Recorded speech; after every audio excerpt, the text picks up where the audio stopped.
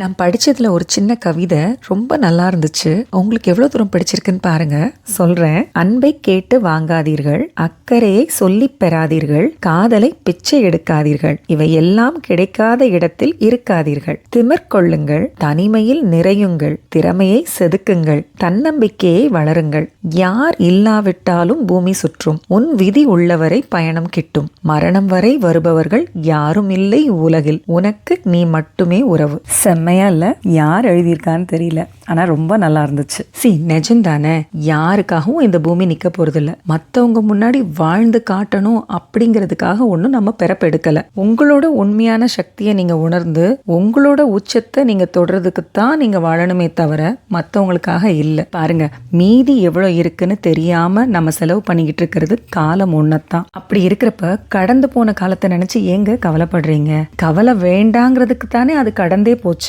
ஒரு விஷயத்தை பத்தி நம்ம யோசிச்சுட்டே இருக்கோம்னா அதுக்கு ஒரு மதிப்பு இருக்கணுங்க. தகுதியே இல்லாத ஒரு விஷயத்தை பத்தி நம்ம யோசிச்சு ஏங்க காலத்தை வீணாக்கணும்? நம்ம லைஃப்ல நம்ம 3 பேரை மறக்கவே கூடாதுங்க. யார் தெரியுமா? கஷ்டத்துல நமக்கு உதவி செஞ்சவங்கள, அதே சமயத்துல கஷ்டத்துல உதவி செய்யாதவங்களையும் மறக்க கூடாது. எல்லாத்த விட ரொம்ப முக்கியம், அந்த கஷ்டத்தை உண்டாக்குனவங்கள கண்டிப்பா மறக்க கூடாது. இது அவங்கள பழி வாங்குறதுக்காக இல்ல, அடுத்த முறை அவங்க கிட்ட நம்ம கவனமா இருக்கணுங்கிறதுக்காக. எப்படி எல்லாமோ வாழணும்னு ஆசைப்பட்டு ஒரு கட்டத்துல எப்படியாவது வாழ்ந்தா போதும் அப்படிங்கிற மனநிலைமைக்கு வந்துட்டீங்களா?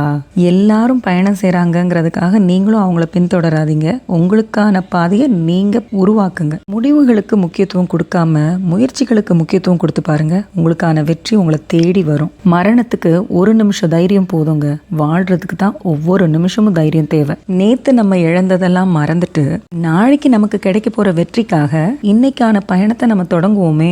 நல்லா யோசிச்சு பாருங்க. எங்கேயாவது ஒரே ஜோக்குக்கு நம்ம தொடர்ந்து 100 தடவைக்கு மேல சிரிக்க முடியுமா?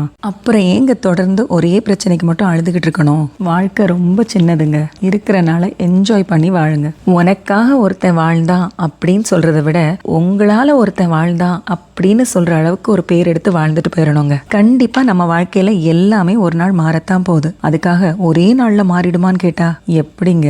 வாழ்க்கையில வேகமா முன்னுக்கு வர முடியலையேன்னு தயவு செஞ்சு வருத்தப்படாதீங்க. வேகமா போறவங்களா இருந்தாலும் சரி, மெதுவா போறவங்களா இருந்தாலும் சரி, கடைசியில எங்க போறோம்? முடிவு என்னமோ ஒண்ணுதானே. அதுக்கு எதுக்கு இவ்வளவு அவசரம்? நம்ம வாழ்க்கையில பின்வாங்காம முன்னேறி போய்கிட்டு இருக்குமா அப்படிங்கறத மட்டும் பார்த்து சந்தோஷப்படுங்க. அது போதும். ஒரு தடவைக்கு 2 தடவை விழுந்து எழுந்திரிச்சா தான் சைக்கிளே ஓட்ட முடியுது. சைக்கிளுக்கே அப்படின்னா வாழ்க்கை பின்ன எப்படி இருக்கும் சொல்லுங்க? விழுந்தாலும் பரவாயில்லைங்க, எந்திரிச்சிடலாம். விழ வைக்கிற ஆண்டவனுக்கு எழ வைக்க தெரியாதா என்ன? அவனை நம்புங்க, அவன் பார்த்துப்பான். காத்த அனுபவிக்கணும், தேடி கண்டுபிடிக்கலாம் முயற்சி பண்ணக்கூடாது. அப்புறம் குழப்பம்தான் மிஞ்சும். வாழ்க்கையும் அப்படித்தான். Just enjoy as you go.